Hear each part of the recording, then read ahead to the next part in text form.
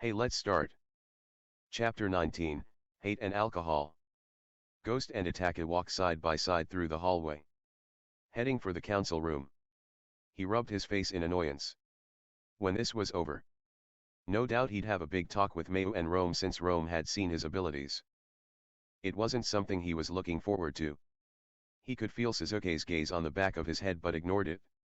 Here it is, Tsunade said, and opened the double doors. She stepped aside and let the others in first. Ghost entered first, his back straight, showing his defiance to the council members. The same council members who had decided to end his shinobi career. The room was filled with the same people that had given him his punishment all those years ago. Ghost thought about turning around and leaving but decided against it. But only because they were on the verge of an massacre the scale that was unimaginable. Better known as the Reavers. A push in his back, however, turned his anger that was already at its boiling point to almost explode. He turned around and looked at Kiba, who had given him the push in his back. Kiba looked at him impatiently. Keep moving. The group who were with them had witnessed Kiba speeding in the arena and nervously looked at the two. Ghost narrowed his eyes and turned around, grabbing him by his shirt. You're dangerously close to seeing me angry, and believe me, you don't want to see me angry. Suzuki and Sakura, who were side by side with, looked at Kiba, hoping for him to calm down. Kiba defiantly looked him in the eyes. Or what? Kakashi shook his head. That's not smart.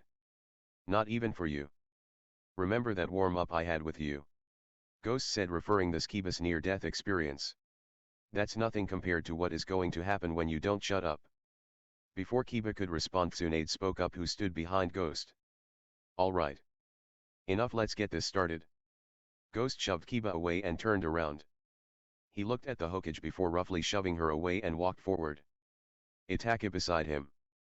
Several people gasped and the council members stood up from their seats. Such insolence. Ghost scoffed and came to a halt in front of the stand which held the council members, including the main clan heads. Well, that's been a long time ago, hasn't it? Don't talk unless we give you permission to, Hamaru strictly said. Ghost turned to Itaka, who already had a small smile on his face. Oh, before I forget. Itaka. Poker night at the HQ. Kisame and Hawk are joining, and I heard that Rome was joining in. Itaka gave a smile. What's the stake? Before Ghost could respond, Danzo slammed his fist down on the table, silencing them both. Tsunade covered his smile with her hand, pretending to cough. All right. Koharu. Please. Koharu stood up. This meeting has been called to handle Uzumaki Naruto's return after betraying the village. Some of the council members nodded while others folded their arms. Tsunade had taken a seat at the center. Sitting beside her were Hamaru and Koharu. All members of the Konaha 11 who were given permission to attend to the meeting were standing at the side. Ghost was flanked by two Umbu guards. The burning pain in his chest was slowly receding. He rubbed it, hoping to alleviate the pain. Itaka noticed. Something wrong, he whispered, his eyes never leaving Danzo. Just the after effects of my fight, he whispered back. Uzumaki Naruto, please step forward. Ghost suppressed a smirk. He knew deep down that the moment he went back to Konoha he would eventually face the music. He stepped forward and crossed his arms. You knew that you were scheduled for a chakra restricting seal on the 15th of November. 7 years ago. Is that right? Koharu asked. Sounds about right. Ghost answered. Please answer with yes or no. Tsunade asked and then motioned for Hamaru to continue. Did you then betray the village? Knowing full well what would happen to your status and would be labeled either to be taken alive or killed? Yeah. Let's not go into details about who betrayed who. But the status I liked. Seriously, S rank for a genin. I have to admit. That made me feel good. Ghost smirked, waving his hand, showing his casualness despite being on some form of trial. Itaka shook his head. Kisame would have loved this. Ghost's gaze turned to Itaka. I'll get the tape later. And pointed with his head towards the camera in the corner. Uzumaki. This is not some joke.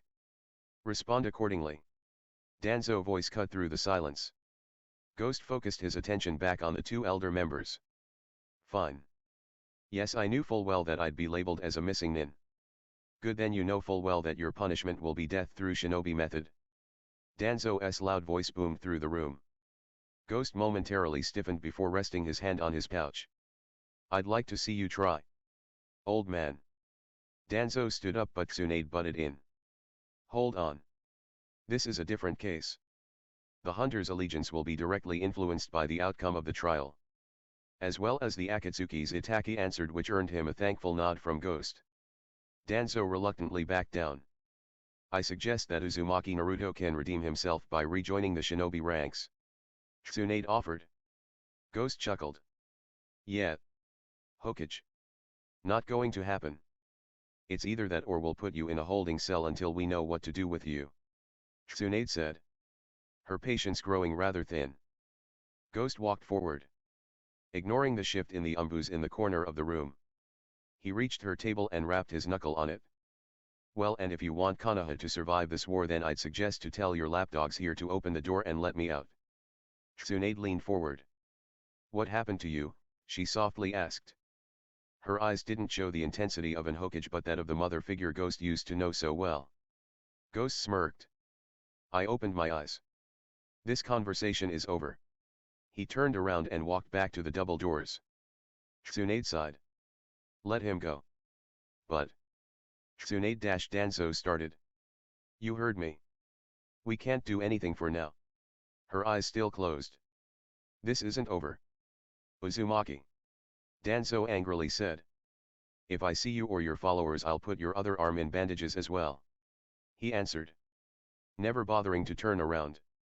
Itaka watched him leave and was intent to follow, but Danzo stopped him. Itaki Uchiha. Our other missing shinobi. I wonder what the world is coming to when we allow two of our biggest traitors roam free in our village without so much as a retribution. Danzo shook his head. Konoha has really sunk. If you don't do what's necessary, I will. Itaka focused his attention on Danzo with an impassive look. You forget something. Danzo. And that's what? Danzo asked with his one visible eye narrowed. I already massacred a part of the village, so I got a knack for it. Ghost on the other hand got even better at it. The Uchiha smirked. You might want to think twice before threatening two mass murderers. The whole subject was still as painful as it was when he killed his first family member. But sometimes it was necessary. The whole room burst in an uproar. Suzuki joined in. You fucking bastard. Before this war is over, I'll have your head. Itaka followed in Ghost's footsteps and exited the council room. Tsunade, who had forgotten the supposed Irosa massacre, suddenly came to the shocking revelation. Ghost had killed every man, woman and child in the village. Ghost and Naruto were one and the same. Naruto killed them. Tsunade softly asked to no one. Kakashi had the same train of thought and quickly turned around and ran after him. Lady Tsunade? Sakura asked. Wondering Itaki had meant with that. Tsunade hesitated for a moment before standing up resolute. What Itaka meant with that was that Naruto is not so different from Itaka. When no one responded, she continued. Most of you know that a couple of years ago an entire village was slaughtered, leaving almost no survivors. The one that did survive was a small child no older than 8 years old who had repeated the two words over and over again, red and ghost. We couldn't get much out of it other than that the person who had done this we assumed was named Ghost and that perhaps was dressed in red clothing. By now people started putting two and two together. The Naraz being the first one. We immediately listed him in the bingo book and searched far and wide for someone named Ghost and found a mercenary with that. Whenever we came close he just kept eluding us and eventually we had to give up the search. Ino held her hand in front of her mouth in shock. Are you saying that Naruto did that? Tsunade merely nodded. Damn. Kiba whispered. Triple X. Kisame was waiting outside the Hokage Tower along with Mayu and Hawk. Kisame had scouted the area and eventually had captured a wounded Reaver trying to escape but didn't have the chakra required to use Flash Step. Ghost and Itaka stepped outside and walked over to the small group. Status? Ghost asked. Hawk looked to the ground, which slightly confused Ghost. What? Ghost asked.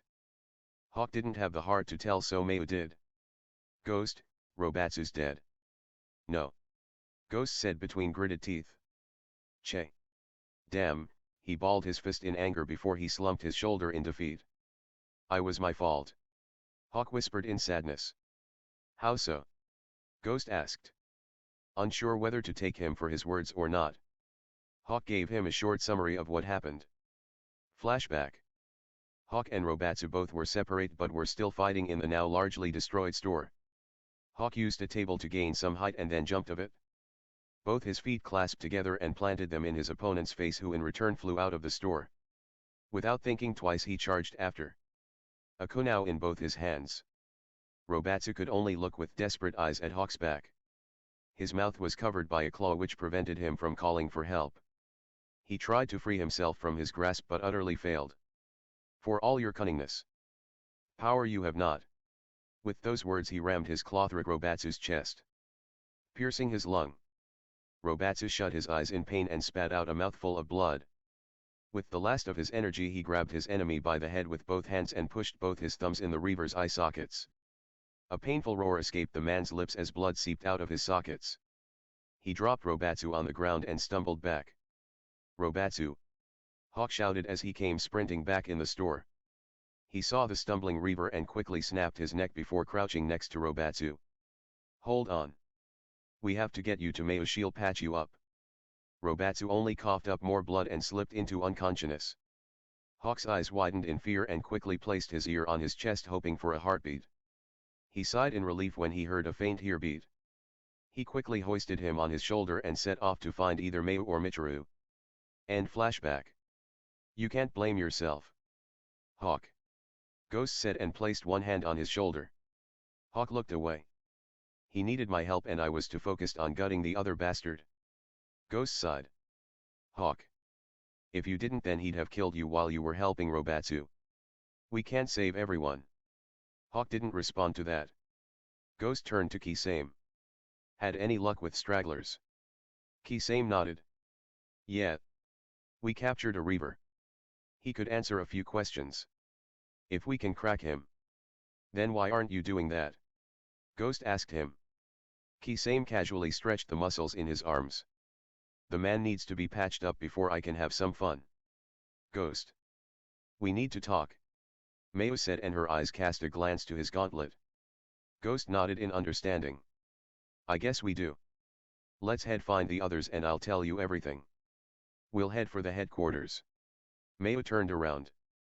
Her otherwise kind demeanor was entirely gone and only an impassive gaze had remained.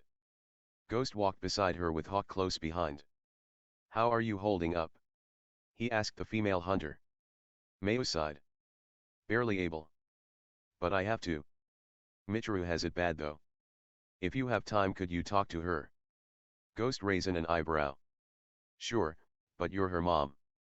Shouldn't it be easier for her to deal with it if she'd talk to you? I tried, but children barely listen to their parents. I bet you were the same. Mayu asked and looked at him. Ghost scratched his cheek. I never knew my parents actually. Mayu looked at him like he had said something weird. But you said you hated your father. Ghost smirked. I do hate him. Then why do you hate him if you never met him? Ghost opened the door of their headquarters. That will become clear in a couple of minutes. Mayu just shook her head. They walked through the corridor, greeting Konan as they walked past her. Mayu opened the door that led to tactical planning. Rome was standing there with Repa and Michiru, whose eyes were red and tear streaks that covered her delicate face. The moment Rome saw him, he marched over and grabbed him by his tattered shirt. You have some explaining to do. Ghost suppressed his wince of pain and nodded. Before you act like I'm one of them, please wait. He motioned for Hawk, who was leaning against the big table which was covered with scrolls. Ghost isn't one of them. I've known about this for a long time. Hawk said as he reached for Rome's arm and unlatched it from Ghost's. Ghost rubbed his face. I was a Jinhuriki. After I was banished, I encountered 2 reavers. I killed them and then was stupid enough to touch that tattoo. It somehow started to merge with my muscles in my lower arm other than influencing it. The moment he had said he was a Jinhuriki, the dots connected and Mayu nodded in understanding. Rome's face lit up in understanding. I always suspected that tattoo was a seal of sorts. Can you show us? Mayu asked. Glancing to Michiru, who stayed silent on the background. Ghost nodded and looked down at his gauntlet. He channeled his chakra into his lower arm and grunted in pain. His eyes flashed red for a second. Around his lower arm dark red chakras swirls twirled around. Rome looked interestedly and Mayu and Michiru's eyes were wide with surprise. Ghost felt his eyes burn lightly and he saw that his lower arm had changed into that of a demon. Satisfied, Rome grabbed Ghost's demonic claw and studied it closely. Interesting. I've seen it numerous times before but I always thought it was a permanent change. I have no idea how that works. Ghost clenched and unclenched his claw and released the chakra. Look, I'm sorry I didn't tell you guys because I was afraid that you would take it the wrong way. At IESI possible. You are fearless. Rapa added with soft chuckle. Ghost smiled. Not when it comes to my friends. Michiru's mind was blown away. Days earlier, Ghost told her he didn't think of them as friends. This opens a lot of possibilities. Mayu said thoughtfully. Ghost nodded. Infiltrations, espionage, assassination. We got enough options. One we must exploit and soon. Pain said as he walked in. Ghost turned to the leader of the Akatsuki. Why is that? Our prisoner. If we disguise you as him and then send you to their main camp, you can take his role and gather intel. Ghost thought it over. What do you hope to get out of this infiltration beside information? He finally asked. The Reavers are a massive force. Pain sat down on one of the many chairs. If we hope to have a chance we must kill their leader. Rome, who was previously looking over the maps which indicated possibly camps of the enemy, jerked his head up. That man can't be killed by assassination. We have to outnumber him with at least half of the Akatsuki and hunters if we want to stand a chance. You overestimate his abilities. Rome. Hawk said. And you underestimate his. Rome snapped. In case you need to be reminded. I'm the only person currently alive on this earth that faced him and got away. Hawk shut his mouth after that. Things have changed. You're not alone anymore. Itaka said. I wonder if it will be enough. Ghost. Meet us at interrogation. First thing tomorrow morning. Mayu ordered. Ghost nodded and left. Intending on getting a good night rest. See you guys in the morning. XXX. Ghost walked out the door. Deciding one drink wouldn't hurt. He entered one of the many bars and sat down. He could feel eyes looking his way but ignored it. He ordered a cup of sake and downed it before sighing in satisfaction. I never took you for a sake drinker. Ghost turned his head to the left and saw Kakashi sitting next to him. You never took me for a lot of things. He signed for the bartender for 2 more and slid one to Kakashi. Kakashi nodded before downing the drink. Somehow keeping his face hidden from Ghost. So you want to talk about it? Ghost rubbed his face. No. But even if I did, I wouldn't want to talk about it with you. Kakashi leaned with his head on his hand. Met. Naruto let go of the past.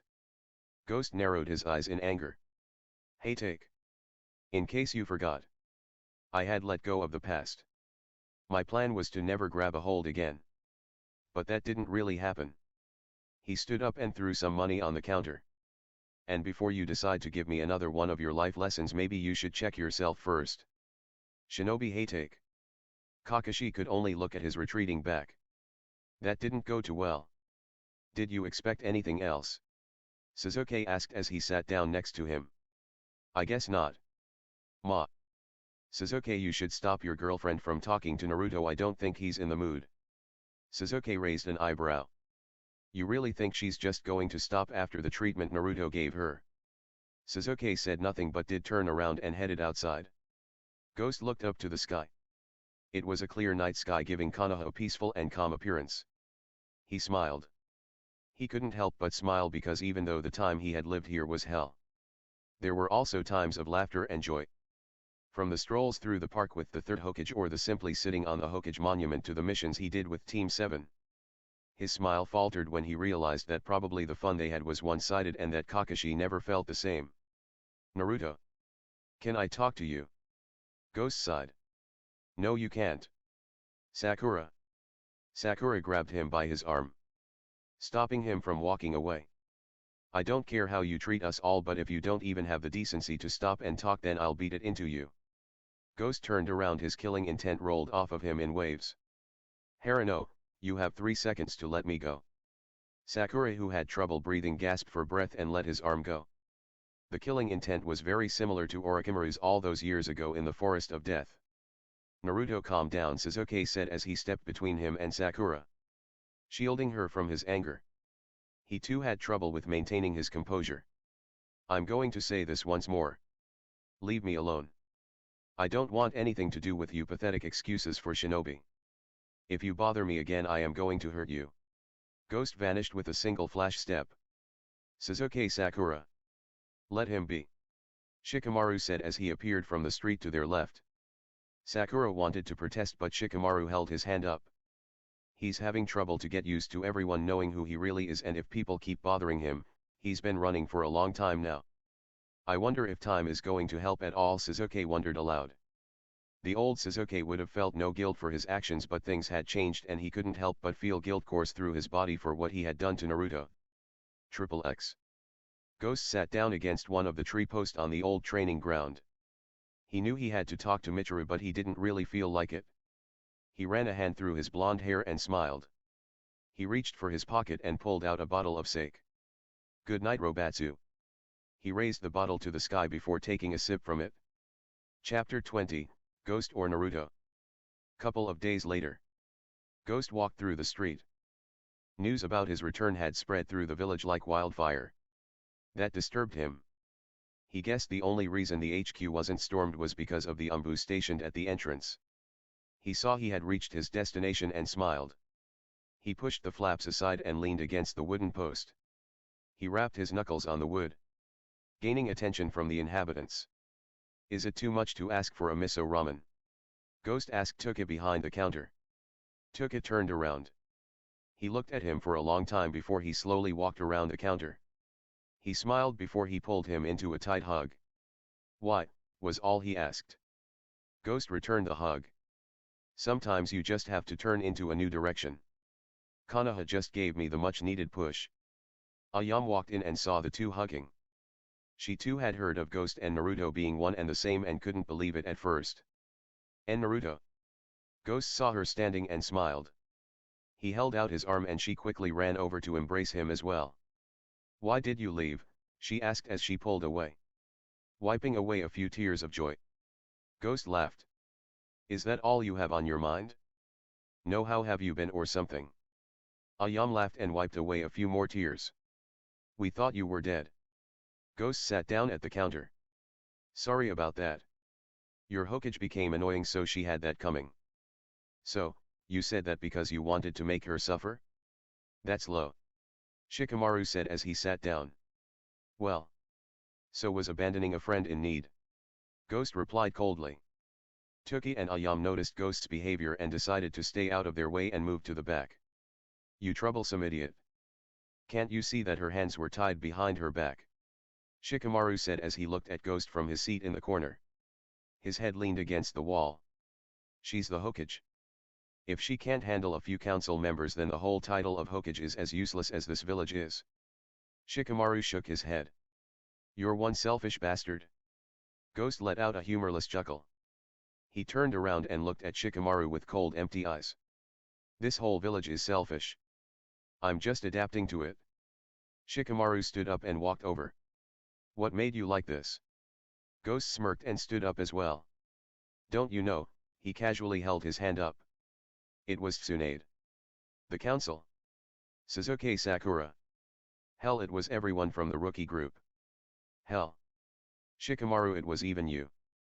It was Konoha. Then why are you helping us? The Nara almost shouted. My god. Is that all you people can ask around here? I am only helping this pathetic village for one reason only. Following orders. But believe me when I say that if it were up to me, this village would have already burned to the ground. He shoved the Nara out of the way and walked out of Ichiraku Ramen. You changed. And not for the better. The Nara said with a grim face. Ghost ignored him and looked to his left and saw Utaki and Hawk walking across the street. He shined beside them. Hawk, who was silently walking beside Utaki, looked to Ghost. So you have a dilemma here. Ghost raised an eyebrow. I do. Already thinking about multiple scenarios with Konoha, ranging from his friends to Danzo or the Hokage with her ridiculous attempts to get him back to join the village. Hawk nodded. Is it Naruto or is it Ghost? Ghost shook his head in amusement. He should have known. I haven't really thought about that yet. Perhaps you should. Hawk asked with a smile. Annoying Ghost was so much fun. I'm actually thinking about something else. What's that? Well, since the attack, I want to improve my abilities. He looked at Itaka with a strange look in his eyes. What? Itaki asked him. Up for a spar? Ghost asked, smirking behind his face mask. Itaka shrugged. Why not? Let's meet at training ground 7. I'll meet you there in 10, but don't start complaining when you get your ass kicked. Ghost antagonized him. Earning no response. Hawk looked at with wide eyes before abruptly turning around and sprinting towards the HQ. Holy shit. It's finally happening. Gotta tell the others. Ghost and Itaka could only look at his retreating back with surprise written on their face. What was that about? Ghost asked. No idea, Itaka responded. Just as clueless. XXX. The hunters along with Pain. Konanki same. And Jiraiya, who had recuperated but was still walking limply, were sitting in tactical planning.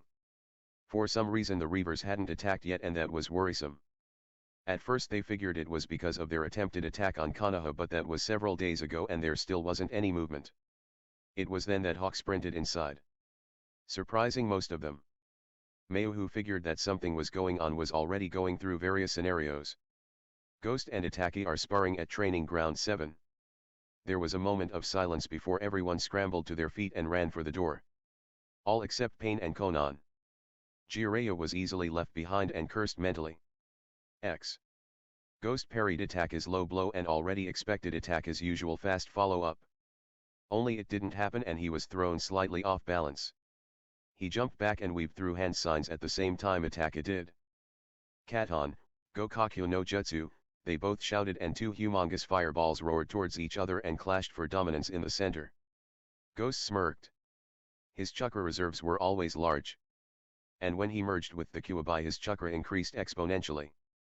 He put more chakra in his attack and watched with slight satisfaction that his began to overpower Itaka's. He glanced to the right and his eyes widened when he saw two shuriken incoming. He jumped out the way, dodging not only the shuriken but also Itaka's fireball. Itaka used a shunshin to appear next to Ghost and tried to punch him, only to have it blocked. He took a few steps back and dodged a counter from Ghost. Itaka in return gave a low sweep with his feet and reached in his sleeve for a kunao. Ghost jumped to dodge and noticed that Itaka's hand momentarily disappeared in his sleeve. Knowing he was reaching for either a kunao or a shuriken, he held up his vambrace and blocked the kunao with it. While with his free hand he reached for his katana and made a vertical slash, directly aimed at Itaka's head. Itaka twirled to Ghost's side and gave him a vicious punch in the kidney. Ghost staggered and temporarily fell to his knees. Hold breath, hold, release, calm down. He thought to himself, and the low blow that had shocked him wore off quickly. Chakra push, he thrust out his hand and a burst of chakra charged straight at the genius that was Itaka. But instead of dodging, he thrust his hand out as well. Chakra push. When did he learn that? Not having suspected a counter along the lines of pure chakra, he wasn't prepared and his attack was easily overpowered by the Uchihas. He quickly jumped and used flash step, ending in midair in Itaka's back, and gave him a sickening kick to the back of his head. Itaka slammed through a tree and fell to the ground. About time I landed a hit, Ghost sarcastically said. Itaka disappeared in a puff of smoke. A wooden log replaced him. I have to admit, I didn't see that one coming, Itaka said as he appeared behind Ghost and stabbed a kunao in his lower back. Ghost grunted and slammed his elbow in Itaka's face, who stumbled back. The hunter quickly reached for the kunao and pulled it out. Let's kick it up a notch. Itaka merely nodded and with a burst of speed he disappeared. Ghost's eyes darted from the left to the right before matching Itaka's speed and met in the middle of the training area. One held a kunao while the other held a katana. Both panting slightly, they both disappeared. One using shunshin while the other used flash step. XXX. Jiraiya and the hunter who had met up with Sasuke and Kakashi were on their way to the training ground. Distant explosions tended to attract attention. What met them was a war zone. And in the middle were Itaka and Ghost in a stalemate. Itaka let out a grunt when he felt him slowly being pushed back. The blonde knew he had the upper hand and applied more pressure. He saw that Itake had trouble because his chakra was running low and that most likely exhaustion was creeping into his body. Ghost smirked and let his chakra flow through his blade and snapped the Uchiha's konaha in two. He followed up by slamming his fist in Itake's face. The Uchiha figured he had only enough chakra left for about 2 jutsu and decided to start with a technique he had learned from Kisame. Or rather copied it. He held 2 fingers outstretched in front of his mouth while his other hand high above his head. Kirigakura no jutsu, he calmly said. Ghost narrowed his eyes. Futon, Daitapa, a gust of wind roared into the direction of Itake. The chirping of hundreds of birds brought his attention to his left and widened his eyes. When the hell did you copy that jutsu? He received no answer. Well, I always wanted to test out the Raise-non against the stronger Uchiha, he said with a smirk. Knowing Sasuke was listening in. His answer was Itake charging through the mist. A Chidori in his hand. Ghost in return held out his hand. Formed a Raise-non and dashed forward straight into Itake's attack. They met somewhere in the middle and slammed both their jutsu against each other. Chidori. Raise-non, they roared simultaneously and a medium-sized shockwave erupted from the attack. At the center of the attack the 2 missing nin both were once again at a stalemate. In one hand Itake controlled his Chidori and in his other he had a konaha aimed for his collarbone. Ghost on the other hand had grabbed Itake's wrist and gave it a twist. The Uchiha's only reaction was a single twitch from his eyebrow. He retaliated by kneeing Ghost in the stomach, who gasped and used flash step to prevent a follow-up. Itake rubbed his wrist after cancelling his jutsu. You win. Ghost. I'm out of chakra. Ghost smiled. Maybe you shouldn't have used those ridiculous combos of yours. Have to admit though, you nailed me good in the leg, he pointed to his slightly burned lower robe. Though I wonder who would have won if you used your Mangekyo Sharingan. Could say the same about your bloodline, Itake noted. Ghost walked over and extended his hand. Good fight. Have to do it more often. Itake smiled and grabbed him by the wrist. As did Ghost. We definitely should. Kisame appeared beside them. You kiddies should really include me in this. We could have had so much fun. Ghost's left eyebrow twitched. Adding you would be overkill. Kisame merely snorted. Mayo joined the trio and gave them a nod. Nice fight, she glanced over her shoulders to the others who were slowly walking over. But the fun's over. Ghost, I've got a high priority assignment for you, we'll continue this, in private, she said as she noticed the others join the small group. Ghost nodded. I'll see you guys later. And with that he flickered away. With Mayo following his example. Kakashi joined the missing nin and smiled. Amusing to watch. But I never would have thought that someone would be on your level of skill. Itake's piercing gaze met Kakashi's. There are many shinobi more powerful than I. I don't know if Ghost is one of them, but he's close. Then again, we didn't fight to our limit. He glanced at Sasuke and a smile tugged at the corner of his lips. Sasuke sneered and stepped forward. Let's find out who's the stronger one then. Nii-san. Itake softly chuckled. Maybe some other time. Sasuke. And tapped Sasuke on the forehead. Sasuke's eyes widened in rage and his hands balled into fists. I'm going to have my vengeance. Kakashi snapped his head to the left. Take it easy. We got no time for this. Sasuke swirled around and marched away. I don't care. Itake broke his gaze from Sasuke's retreating back and looked at Kisame. Let's get some food. The nightmare he was reliving every single day wasn't been made easy by his little brother, but he couldn't blame him. He tried to suppress the miserable feeling that slowly was making his way into his gut. Killing his family was the one mistake he would pay for the rest of his life. But did the end justify the means? He'd like to think it did. But it didn't make him feel any better. He heard Kisame's footsteps. So what do you think his assignment will be? Kisame asked. Itake thought about it for a couple of seconds before coming to the most logical conclusion. Either infiltration with the task to gain information. Or infiltration followed up by assassination. The kid's strong. I'll give him that, but no way that he can take out the big bad wolf. I agree, but it all depends on the situation. From what I heard from the bald guy. Then that Reaver guy can go toe-to-toe with most of us at the same time.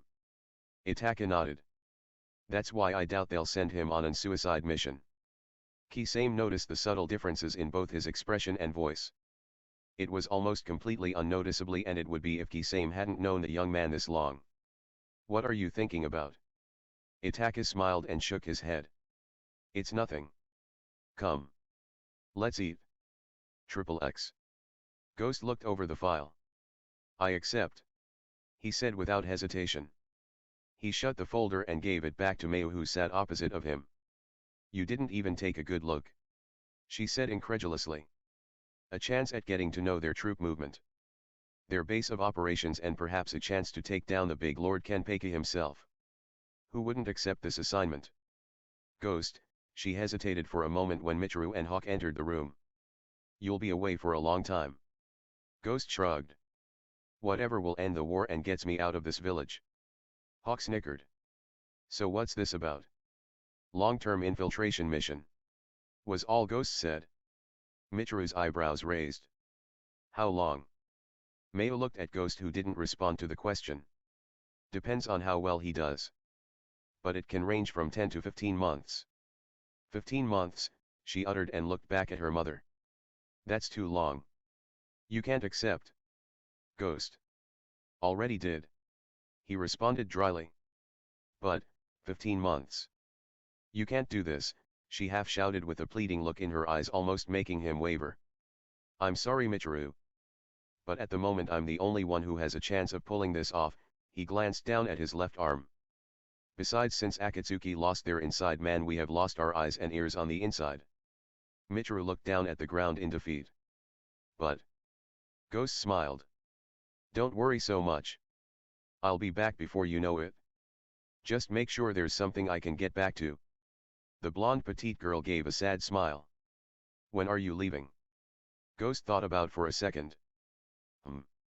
I guess somewhere tomorrow. Or the day after that. First I have to find out what kind of person our prisoner is. What he looks like. You want to get a drink later? She asked hopefully. Sure. I'll pick you up later tonight. Sounds good, he asked, ignoring Hawk's sudden change in demeanor when he heard the word drink. Michiru noticed as well and softly laughed. You can come as well. Hawk almost pumped his fist in the air but restrained himself. Awesome. See you round 9, and with that he exited the room, a slight skip in his step. Mayu pointed at his back with a confused look on her face. A bit too cheery. Hawk is still hurting because of Robatsu's death. He automatically shuts himself off and behaves conspicuously happy. Ghost could understand why Hawk felt how he felt.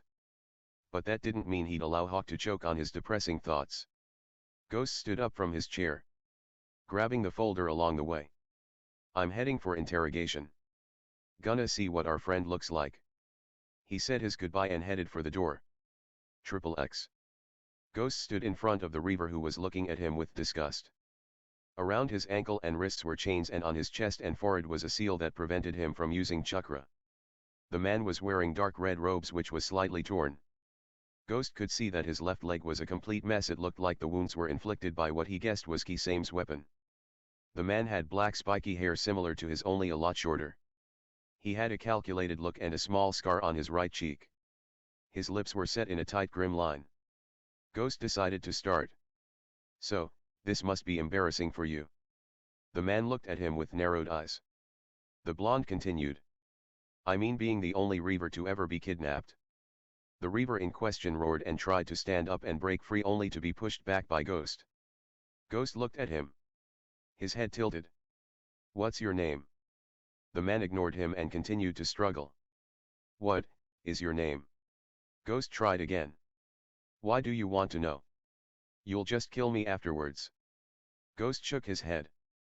We don't kill prisoners of war. Depending on your cooperation, you could be released after this war is over. The man snorted. And I just have to believe that. Ghost shrugged. We're not you, we don't senselessly kill people. The man stayed silent for a moment. Cane Strap, the name's Cane Strap.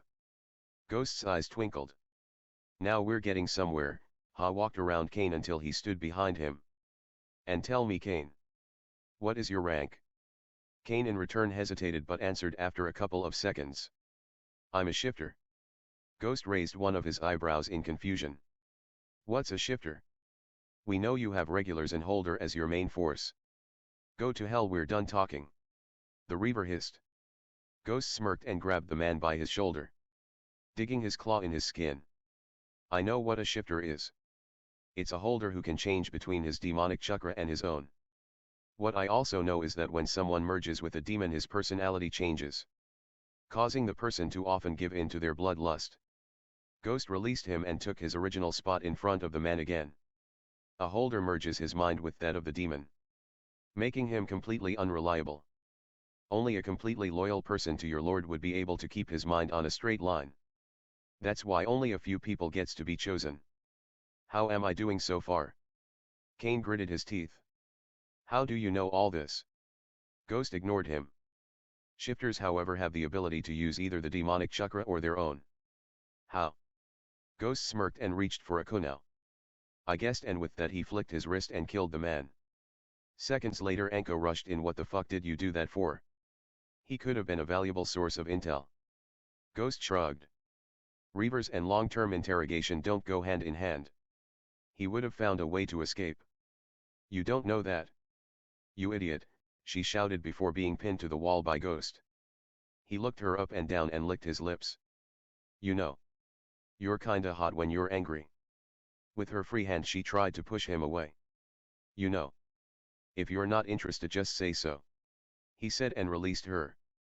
You're a bastard, you know that, she hissed. Ghost smiled. I know. With a capital B. Mind you. Fuck you, she spat. I can't believe you were once the blonde brat from the Chunin exams. Ghost chuckled. That means no more one-nighters. Anko sneered at him. Ghost shrugged again and headed for the door. Shame, you're really hot. He walked through the door and left Anko standing with an angry scowl on her face. XXX. The night before Ghost's departure. After having a couple of drinks with Rome, Michiru and Hawkeye headed to the Hokage monument and found who he was looking for. He sat down and looked down on the village. It's really strange coming back here, helping to protect it while all I want to do is blow it up. Don't know how you can stand it. Itaka. I left because I killed my family, not because I hated the village. Itaka softly responded. Ghost stayed silent for a moment. Yeah, but I know that coming back here is eating you up inside. I don't know why you killed your family, but I don't think it's worth price you're paying now. Itaka didn't respond and Ghost leaned back and looked to the dark but clear sky. Itaka, I'm not one to talk or anything, but you should find happiness. He heard a single chuckle escape Itaka's lips. We're both destined for darkness. Ghost responded by shaking his head. I don't believe that. How could we, Naruto? We both did horrible things. When we finally depart from this world, I dare not think about what awaits us. Ghost let out a humorless laugh. That's why I didn't let you in on the Irosa massacre. When we both end down there, at least you won't be alone. Liar. Ghost snorted. When we decided to massacre the village, I knew how much you reflected upon your act here in Konaha. That's why Kisame and I agreed that you shouldn't have to relieve that. Itaka turned his head to the blonde, who in return met his gaze. You're a good friend, Naruto. Ghost laughed awkwardly and scratched the back of his head. I don't know about that. Itaka looked over the village and a lone tear slid down his face. It was because of you. Ghost immediately understood what he was talking about but wanted elaboration. What? Why? The Uchiha clan was planning a coup d'etat with you as the tip of their spear. They were going to release the Kyuubi in Konoha. And when Konoha was weak and disorganized, they would pull Kyuubi out and march in and kill whatever was left. Ghost's eyebrows furrowed. Only Madara can control the Kyuubi, and last time he only got his hands on it because the seal was weakened, so what was his plan? There are two stages in a Jinchuriki's life where they are vulnerable. Around the time when they are 3 and start developing chakra coils to the point where a tailed beast could take advantage of it. That shouldn't be possible. Ghost muttered. Why not? Anger triggers his chakra and the Uchiha could have given you that push easily. Itaka pointed out. And 3 guesses who would have helped them with controlling the Kyuubi. Madara was all his friend said. It's still strange to believe that. Kyuubi told me that it was Madara who put him on a leash. Don't worry about the past. Focus on the present. We got enough trouble as it is. Ghost grinned and nodded. They continued talking for a while, sipping from the bottle of sake that Ghost had borrowed from the bar. And when it was getting late and they both decided to call it a night was when Itaka decided on the subject Hawk had started earlier. Ghost, or Naruto, he said with a twinkle in his eyes. At first Ghost pretended he didn't hear that, but it was a fair question. One that needed an answer. I guess Naruto. Itaka smiled. That's been a long time ago, hasn't it? Naruto simply nodded. Well, Naruto, I'll see you tomorrow when you leave. Be careful. Naruto smirked. When aren't I? Itaka stood up, as did Naruto, and they both walked to the village, remaining silent most of the time. And when they finally reached a crossing in the village, when they both gave a nod to each other and went their separate ways. If it were up to Naruto, he would have kept the name Ghost for the rest of his life. Kurama had given him that title. It had taken him a long time to finally earn Kurama's respect and friendship. The name Ghost was more of a name to him than Naruto was. Oi! Naruto! He closed his eyes in defeat and annoyance. He was already hating it, and word hadn't even started spreading yet. What do you want? Inyazuka. Kiba walked up beside him. So what's been going on in that head of yours? Well, I mainly think about how I can get you guys off my back, he nodded thoughtfully. Yeah, that's it? Well, I hoped we could chat about what happened at the arena, Kiba said, trying to ignore the blunt response to his question. This again? It's quite simple.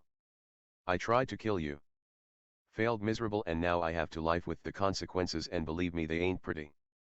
Kiba looked at him with a puzzled expression. The only reason he was talking to the team was because his friends told him to. He hated Naruto with a passion after the whole arena ordeal.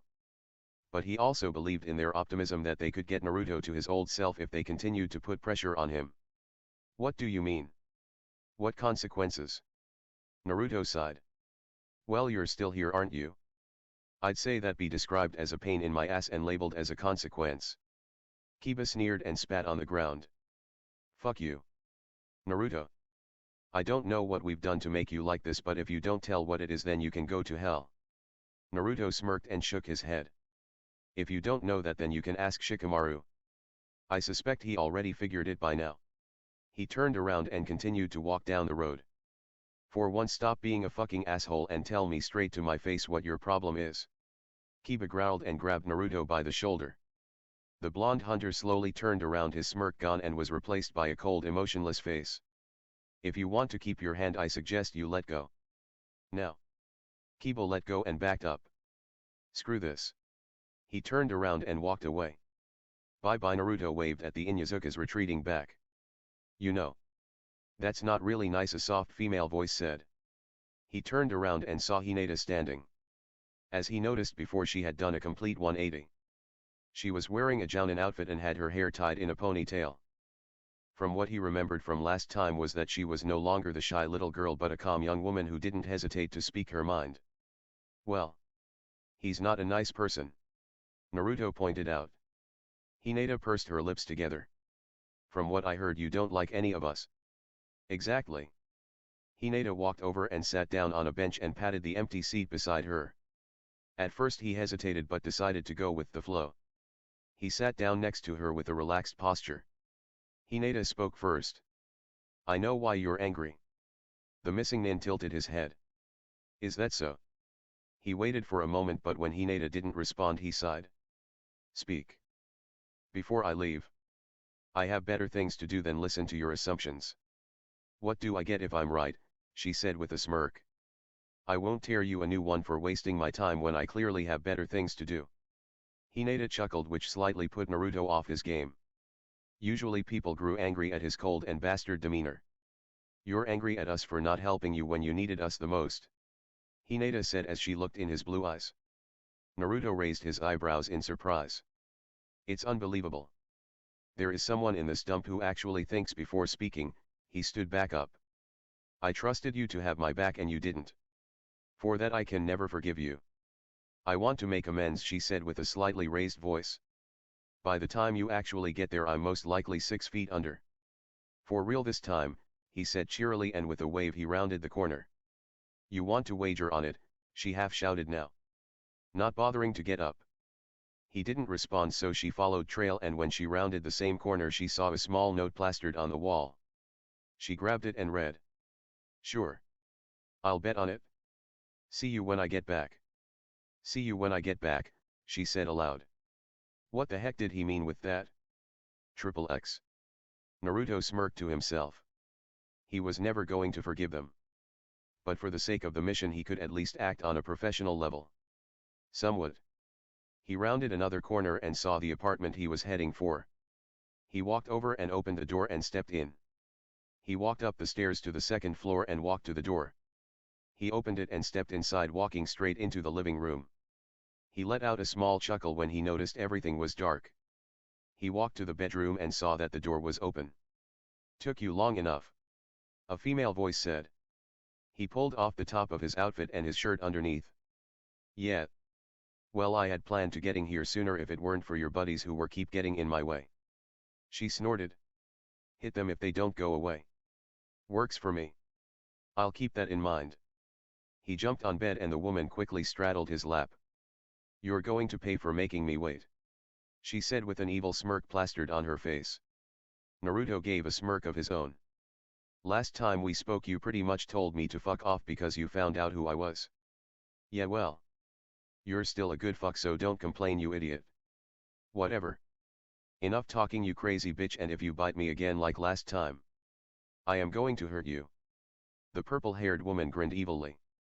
"We'll see." Triple X. Naruto walked to the main gate of Konaha. Wearing a dark red robe with a metal plate on his left shoulder. The metal claw he always wore was lying in his room in the headquarters.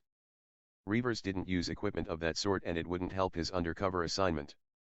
He glanced to his left to look at Kisame and Itaki, who were silently walking beside him. When they arrived he noticed that all the members of the Akatsuki as well as all the hunters were waiting for him there. He also noticed a couple of Konoha familiars who he blatantly ignored. "Come to see me off, are we?" he asked. Nodding to Hawk. "You would look like a complete loner if we didn't, so." "Yeah," Hawk said with a grin. Naruto just shook his head in amusement and turned to Mayu and Rome. "I'm ready. Zake care Naruto. He will watch for your return," Rappa said in his odd accent. Naruto slapped him on the shoulder. "Don't take any risk, and when you even suspect your cover is blown, make a run for it," Rome advised him while he gave him a hug. "Risks? I wouldn't dare," Naruto said with a smile. "Please come back, I don't think I can handle Hawk on my own," Michiru said in a small voice as she looked at the ground. Naruto reached out and gave her a hug. "Don't worry. I wouldn't do that to you," and while she softly laughed he whispered something in her ear. "Keep an eye out on Itaki and Hawk for me." He stepped back and she nodded with a smile. "Naruto. We haven't always seen eye to eye, but if you don't come back to us I'm going to seriously hurt you," Mayu said, which put him off since he never heard her talk like that. He winked. "You guys worry too much." He nodded to the Akatsuki members who gave a few nods in return, and he spared a single glance to the Konoha who were disappointed that all he did was give them a glance. "See you guys later." And he gave Kisame and Itaka one last nod before he turned his back to them. He slid one foot back and breathed in deeply. "Naruto," a female voice shouted. Naruto only looked to his left and saw Hinata running over. He smirked and gave her a two-fingered salute before exhaling deeply and disappeared in a flash. Her smile dropped as soon as it had come and stood rigid to the ground. Where has he gone off to? And why was he wearing that? Chapter 21, Shinigami itself. 9 months later. Kane walked around the base giving a nod to a few of the passerbys and shoving a lowly recruit out of the way. He scratched the beard around his mouth and smirked. He knew that a beard wasn't his style, but he had seen a picture of the real Kane and saw that he preferred this style. "I have to behave as much like the man as possible." He cleared his mind and entered a building that used to be a bar but was now used as one of the many barracks within Nami no Kuni. The bar was now used to stash various sorts of equipment and there were a couple of large tables in the room. He saw the one he was looking for and marched over. The person he was looking for was playing some poker with some of the other guys, and didn't he notice him and was sitting relaxed. Kane suppressed a sneer and instead grabbed the back of the chair he was sitting on and roughly pulled it away from underneath him. "What the foo dash," the man shouted as he fell to the ground. "Shut the hell up, you sorry excuse for a reaver. What the fuck is this?" Kane sneered and threw a file in his lap. My report. Sir, the man stuttered as he hastily got back up his feet and snapped to attention, as did the others who were sitting around the table. This pile of shit ain't a report, this is a fucking diary. Do it again. Kane ordered with satisfaction. Yes sir. The man said and tried to reach for his pile of money. Oh no. You leave that. That's your punishment for screwing up. The man's eyes darted to his friends at the table, but they stayed silent, so he left quickly. Kane turned to the guys at the table. He's got quite a stack. Yes sir. He did. One of them said. Kane sat down and grabbed the cards the man had left behind. Let's see what he's got. Flashback. Day of arrival at Nami no Kuni. Kane arrived at the hastily repaired bridge where they had set up a gate. The guards at the gate looked at him before one held up his hand. Identification. Kane reached in his robes and gave a small round object which konaha specialists had identified as their means of identification. Kane strap. Member of Squad Alpha 14, one of the guards read. He softly asked something in his headset and waited a couple of moments before he received a response. Shifter strap. You are requested at the headquarters immediately. The guard ordered as he handed him the round badge back. Will do. Now let me through. Kane said as he remembered the way how Kane Strap always acted rather aggressive. They opened the gate and Kane strolled through, resisting the urge to rub the bandages underneath his shirt. They wanted to make his identity complete, so Kisame offered to make some lacerations on his chest and back to make his story more believable. It wasn't enjoyable. It was then that a sudden realization hit him. I don't have any clue where their headquarters might be. He glanced around and no one even gave him a spare glance. The lower ranks, however, gave him a wide berth. Kane decided to act his role from what he remembered from his interrogation and the memories the Yamanaka had shown him, and pointed to a random reaver. You. Show me where the headquarters is located. Sir, the woman asked in confusion. Don't make me repeat that question, I don't need to explain myself to you. I apologize. Sir. This way. With that the female reaver took the lead. A couple of minutes later they arrived at the mayor's house and Kane had to restrain himself from slapping himself in the face for his stupidity. He nodded to the regular and stepped inside. He was immediately greeted by 3 guards who repeated the question that were asked him at the gate, and after showing him his credentials one led the way to a large room what Kane presumed was once the dining hall. The first thing he noticed was that there was a constant pressure on his body and mind which unnerved him. He didn't let it show, however, and walked towards the man who was looking out the window, his back to Kane. As he walked over he could see a couple of men and women softly talking to each other, glancing in his direction every so often. The imposter's breath hitched in his throat when the large man who was looking out the window spoke up. You're late. The way he spoke with pure authority in his voice and the aura he exuded made Kane completely aware of who was in front of him. Lord Kenpeki. Kane immediately fell to one knee. His head bowed low. I'm sorry. Lord Kenpeki. Kenpeki turned around. His black robes twirled with him. The man had a calm and calculated look, his eyes were dark green and cold as ice. He must have more years of experience in combat than I have years in my life. Why are you late? Kenpeki asked as he looked Kane over. Kane kept his eyes on the ground, not daring to look him in the eye. One of the Akatsuki almost had me. He hurt me badly. And I couldn't escape through our regular means. I had to hide and wait to recover. Look at me. Kane swallowed nervously.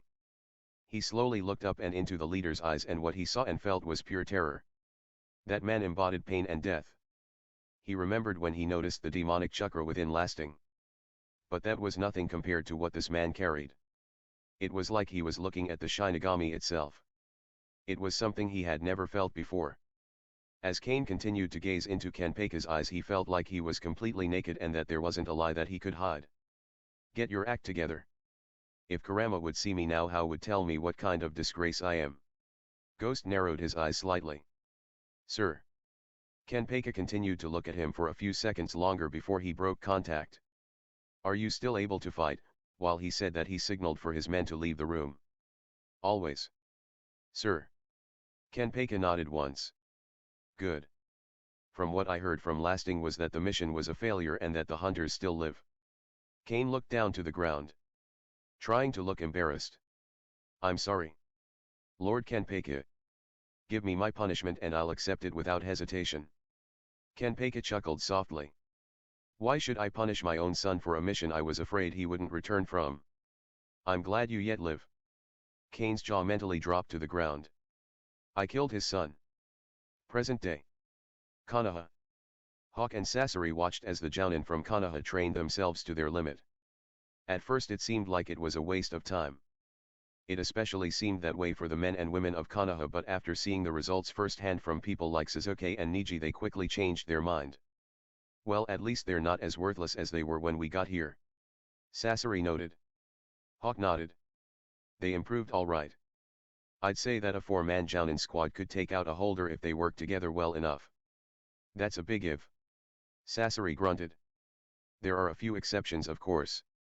Suzuki Uchiha could go toe-to-toe with a holder, although the outcome wouldn't be certain. Niji Hyuga is also someone who could perhaps take out one of them.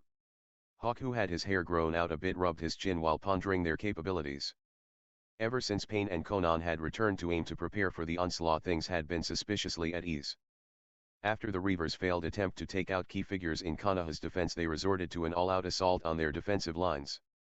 And at first it looked like they were breaking through. That was until Pain entered the field. Pain calmly looked at the battle in front of him and noticed that the Reavers had come in force and that their forces were being pushed back. He noticed a lowly Reaver recruit dashing towards him and he responded appropriately. Shinra Tensei, the man was blasted away only to be replaced by half a dozen more. This has been going on long enough. He slammed his hand on the ground and softly said.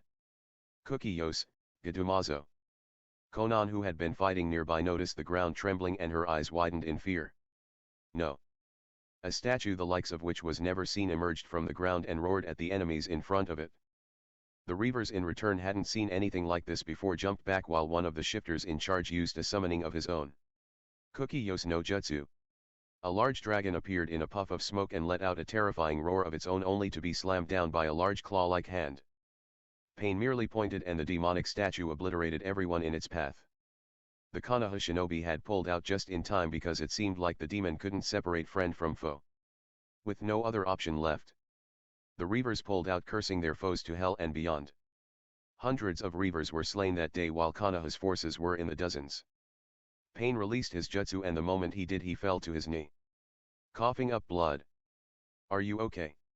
Konan asked as she helped him up, supporting him by putting an arm around his waist. At first Pain wanted to shrug her off but decided against it and merely nodded. Hawk shuddered. That man. Pain was one of the few who could actually go up against Kenpeki. And to think that this man used to be an enemy to the hidden villages made him even more intimidating. Hawk couldn't help but think about the Reavers' advancement through their nations. It wasn't going as fast as the Reavers would have liked, but still. They had underestimated the shinobi world and it had cost them dearly. XXX. 5 months later. Kane resisted against the grip of his guards. He still couldn't believe this was happening. The day had started like any other: get up, scold a recruit or two and be on his merry way. That was until he found out about the plans to invade Kumigakure. He had made a copy of the files and strategic layout. It all went good until he was restrained from all sides. This is not going to end well at all. Someone pushed him down on the ground and all he could do was glare. You have no idea what you're getting yourself into. What's going on? A calm voice asked. Kenpeki walked out of one of the tents and saw Kane lying on the ground. There better be a very good reason for this. Absolutely, sir, one of the men half stuttered. This man was caught stealing strategic plans regarding the Kumo invasion. Kenpeki looked from the man back to Kane on the ground. A flicker of fear crossed his face before it was replaced by rage. Then that means that my son is dead. Kane's eye widened in surprise. Oh fuck. Kenpeki walked over and pulled Kane to his feet using the front of his shirt. Did you kill my son? Before Kane could respond, Kenpeki punched him in the face and all Kane in return could do was clutch his face in absolute pain as he was skidding across the ground. That man had the same strength of Tsunade. And he isn't transformed yet. Did you kill my son? Kenpeki asked as slowly his voice was morphing. Kane darted from the left to the right. Fuck it. He dropped his henge, which caused the reavers except for Kanpeka to shout in surprise. "You," one shouted and stepped through the crowd that had formed. "Lord Kanpeka. That's Ghost. I fought him in Konaha." Kanpeka glanced towards his subordinate. Lasting before nodding. "This is Hunter Ghost. And from the reports you've given me, he has the same ability we have. A/N, Naruto will no longer be named Kane from now on." Naruto looked from the left to the right. He was completely surrounded. "That's right, Kenpa. You're not the only one with a trick up his sleeve." Kanpeka tilted his head at Naruto's chosen nickname for him. "Quite cocky, aren't we?" Naruto stood back up and he instantly got shoved in the back. "It works for me, I suppose," he shrugged. Kanpeka walked around him, looking him up and down. "You're quite calm for someone who's about to die." "Who said anything about dying?" Naruto's voice morphed and dark chakras swirled around his lower arm. "I do," and with that Kanpeka disappeared with flash step and tried to ram his hand through Naruto's chest only to hit nothing but air. People shouted and then used flash step as well, trying desperately to follow Naruto. Kanpeka looked from the left to the right until he found a chakra signature which resembled a beacon and disappeared. He appeared a couple of feet away from Naruto in the middle of nowhere. Naruto, who was preparing another flash step, got rudely interrupted by a kick to his face which slammed him through a nearby tree. "Fuck me," Naruto muttered and dove out of the way, barely dodging Kanpeka's follow-up. Naruto appeared behind him and jackhammered him into the ground, but before he could escape with flash step, a hand grabbed him by one of his ankles and made him fall to the ground. Before he knew what happened, he got elbowed in the face and groaned in pain. Kanpeka gave him no time to catch his breath and grabbed him by the ankle again and threw him like a rag doll through the air. Naruto crashed into the ground and backflipped onto his feet. "There's no way I got a chance against him."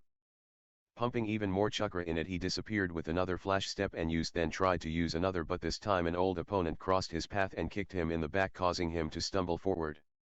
Naruto quickly formed a Rasengan and slammed it into Lasting, who flew backwards, only to have his spot filled by Kanpeka, who had red chakras swirling around his hand. "That's the same attack Lasting used in Kono." Naruto's thoughts were interrupted when Kanpeka blasted him away with the red chakra. "Goddamn!" Naruto cursed as he tried to get back to his feet. He spat out a mouthful of blood and formed a single hand sign. Kage Bunshin no Jutsu. The area immediately got filled with white smoke and dozens of shadow clones appeared. Naruto gave Kanpeka a two-fingered salute. "Take care, Kenpa. We'll do this again soon," and with that all the clones including the original disappeared. Kanpeka looked from the left to the right and sighed. "Lasting." Immediately Lasting appeared in front of Kanpeka on one knee. "What is it, my lord? I want all available resources spent on finding him. Do I make myself clear?" "Right away, sir." Lasting answered and nodded with his head. "Don't fail me," Kanpeka almost whispered. "XXX." Naruto stopped once he was sure he was miles away from Kanpeka and fell to his knees almost immediately. "That man, what is he? I managed to get a few hits in, but that was because he allowed it. He was toying with me the whole time." Naruto released the demonic chakra and he could feel the after effects of the fight already creeping in. It was as if his other chakra kept it at bay for a short while. The blonde looked down at his outfit, which was heavily damaged during the fight. There was tearing almost everywhere, but he knew it would keep in place until he reached Konoha. If he did it correctly, then he could be at Konoha with 2 steps. He closed his eyes and breathed in deeply. He exhaled and took a single step forward. During his flash step he could make out a single image of fire and smoke and bodies littered around. It must be the border of Nami no Kuni and Konoha. When he arrived at the end of his first step, he immediately took another step, and moments later he arrived in front of the gates of Konoha. Within seconds he was surrounded by shinobi. Naruto looked from his left to his right with raised eyebrows. Improvement. I guess that's a good thing. Before the shinobi could do anything, he held up his hand in as a sign of trust. "Relax, I'm one of you guys." "One of the shinobi?" A Chunin, Naruto assumed, scoffed. "Yeah. Like we're going to believe that." Naruto rubbed his forehead before coughing up another handful of blood. "Just ask her." He pointed to someone behind them. XXX. Hinata walked towards the gates where her genin team was supposed to be waiting for her. "Kurane." who had managed to convince her that she'd make an excellent jounin instructor and a shining example for the future generation. And after much doubtful thoughts she decided to go for it. It didn't matter what her father had told her about her lack of skill. She had stopped listening to that man a long time ago. Especially after having trained underneath Hawk and Sasori for a whole year. They had told her that even though her Byakugan had numerous advantages along with her trademark Juken, she still should learn some skills that weren't related to her clan's fighting abilities. And so she did. And it had been tough. The first weeks were correcting her mistakes by automatically taking up her Juken stance. But slowly she advanced and became an even more competent jounin. One that go toe-to-toe with a holder. Ask her. She was pulled from her thoughts and saw a man standing in front of the gates. Surrounded by shinobi. One or two turned their head towards her and gave her a questioning look, but the rest kept their gaze on Naruto. Naruto spat out another mouthful of blood and groaned. He finally knew what that attack was. It was similar to his chakra push attack, but instead of using regular chakra they used the demon's one. They had simply called it the wave. Naruto. Is that you? Naruto gave a small smile and nodded. How you doing? Hinata. She ran over and tried to hug him only for him to take couple of steps back. She gave him a questioning look. One he faced with a cold look of his own. Naruto turned his attention back to the guards. Satisfied? No. You could be disguising yourself. One said. You really are as stupid as you look. Naruto snapped as he motioned with his hand to his outfit. You can let him through, a voice said. Naruto looked over the shoulder of the man he was insulting and saw Kakashi leaning against the gate. The Chunin stepped aside and the blonde walked through the gates. I have to speak to Mayu immediately. What did you hear? Kakashi asked. Naruto was about to respond until another wave of pain hit him. He winced and he rubbed his chest hoping to ease the pain. Are you okay? Hinata asked with a worried voice. Perhaps we should take you to the hospital and check you out. Ghost shook his head and continued. Kakashi looked him over. Are you sure? You look like crap. Kakashi. Your concern is duly noted.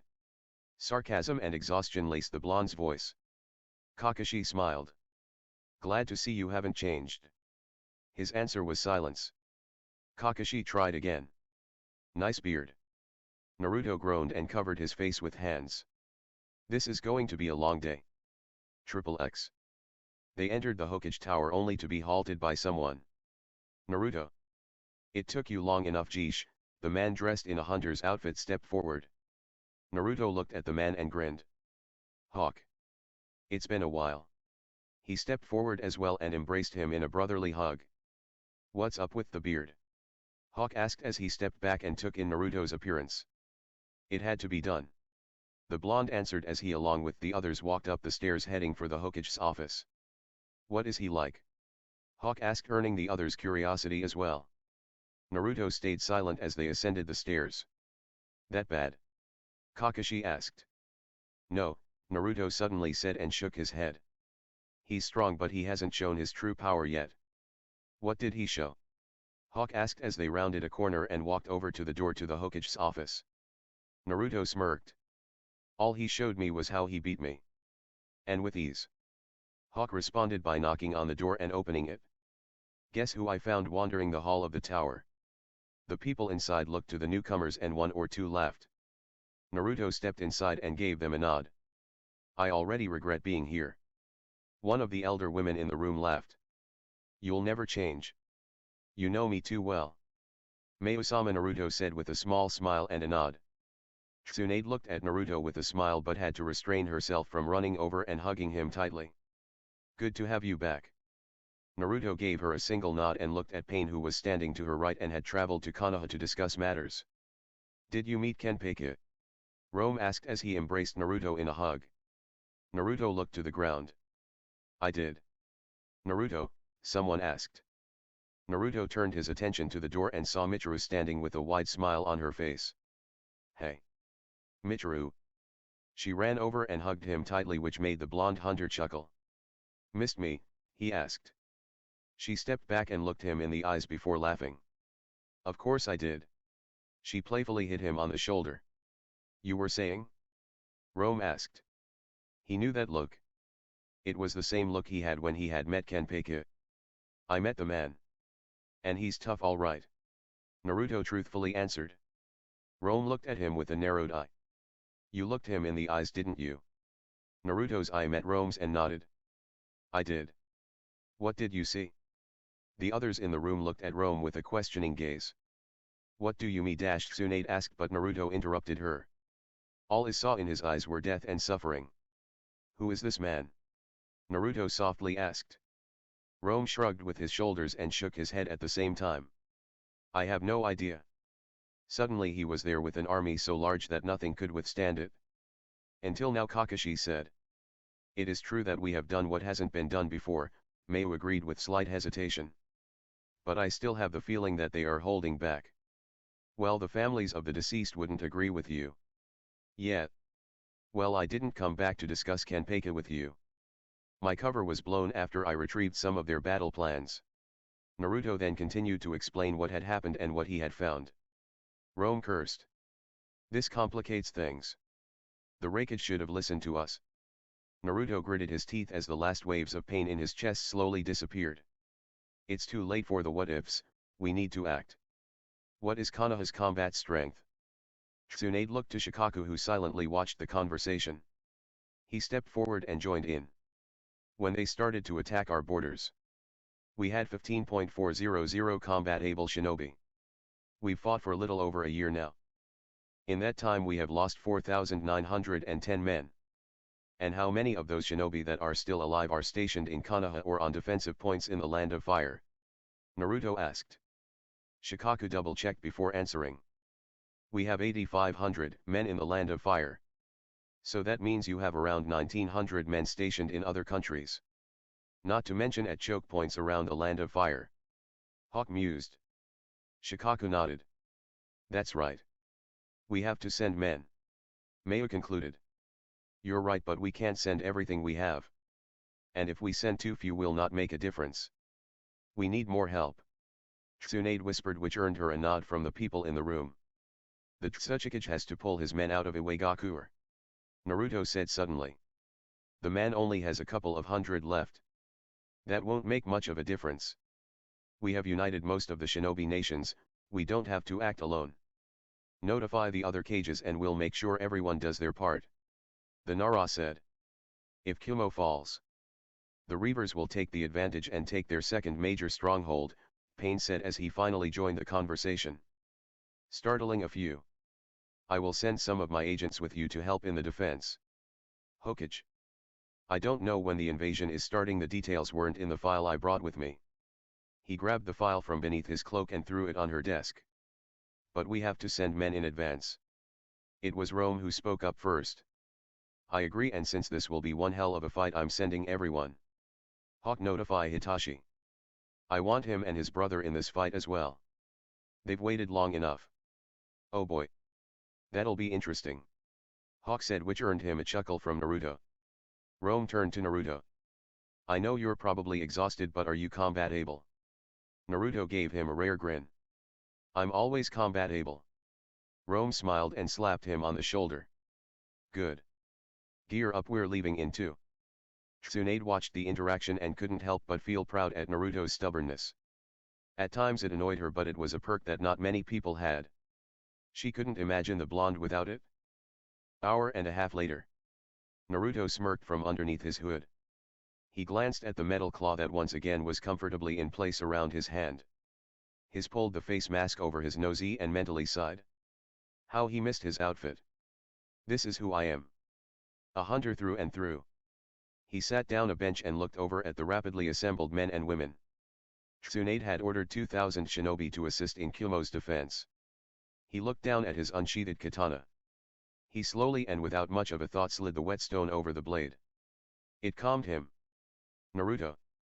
The hunter looked up and saw Utaka walked over. What happened to you?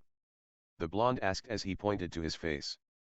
Just a scratch, Utaka said as he explained how he got the X-shaped scar on his cheek. Naruto stood up and gripped Utaka's shoulder while the Uchiha did the same. How are you? The younger one asked. As good as someone can be during an invasion, I guess. The Uchiha responded with a small smile. Good to see you again, my friend. Naruto softly said. How was it? Itaki asked with slight concern. It wasn't bad. But that guy, Kenpeki, I dunno, I've never seen someone who closely resembles him. Itaka didn't know how to respond and instead sat down next to him. Where's Kisame? Naruto asked as he looked around trying to find the large man. He's actually on an assignment. So he won't be joining us. Naruto raised an eyebrow in surprise. What kind of assignment? Pain-sama sent him on a mission to gather rogue shinobi. That's actually a pretty good idea. Naruto could see why Pain would order something like that, and it would be even more amusing to see the missing shinobi enter Konoha with full pardon all around. Hopefully the cages won't complain. Alright, let's go, a familiar voice said. Naruto looked up and saw none other than Sasuke Uchiha leading the shinobi forces. I hope the team knows what he's doing. He stood up and walked to the gates where the rest were assembling. He looked at his fellow hunters and noticed that Michiru was clad in black as well. It was the first time she was wearing the full outfit. Naruto, I want you to leave a clone behind and use your flash step ability to scout ahead and see if they are setting up their defenses. Rome turned to Naruto. If you encounter trouble, just disperse your clone. Alright, see you soon. And with that he disappeared. XXX. After using several more flash steps he arrived at the gates of Kumo, who were surrounded by tall mountains. But what struck him by surprise weren't the mountains. The gates of Kumo were completely destroyed. Fuck, this isn't good. Flames and explosion erupted just behind the gates and he knew there wasn't any time left. You are right about that. Naruto turned and his eyes widened. In front of him stood a force the size he had never seen before. That's a pretty big army you got there, he said as he slowly took a couple of steps backward. A couple of the reavers laughed but most sneered at the sight of his outfit. He quickly took another flash step and entered the village and almost stumbled over one of the bodies that were littering the ground. He looked up and saw that the defenders of Kumo were trying their very best to push back the assailants. Someone screamed before three enemies came crushing into a building next to the blonde hunter. What the? Naruto softly said. A broad man jumped on the ground. He had white hair and goatee which gave him an intimidating yet amusing look. Have no fear. Lord Eight Tails is here. And with that he summoned one of the Eight Tails and slammed a couple of lowly reaver grunts away and over the wall.